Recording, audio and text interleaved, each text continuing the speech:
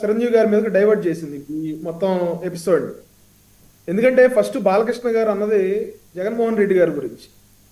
జగన్మోహన్ రెడ్డి గారి గురించి అన్నది ఎవరు పట్టించుకోవట్లే వైఎస్ఆర్సీపీ వాళ్ళు. మరి వాళ్ళకి ఏమీ పట్టదో, లేకపోతే వాళ్ళ అధినాయకుడు అంటే వాళ్ళకి ప్రేమ లేదో, లేకపోతే కూటమిలో బీటలు తేవాలని చెప్పి చిరంజీవి గారిని అడ్డం పెట్టుకుని ఇదంతా మీకు పౌరుషం రావట్లేదా, మీరు లేకపోతే మీరు ఎందుకు స్పందించట్లేదు జనసేన వాళ్ళు అని చెప్పి మమ్మల్ని రెచ్చగొట్టే ప్రయత్నం చేస్తా ఉన్నారు తప్ప, జగన్మోహన్ రెడ్డి గారిని కూడా అన్నారు కదా, రాష్ట్ర ప్రజలందరూ అనుకున్నదే కదా మాట.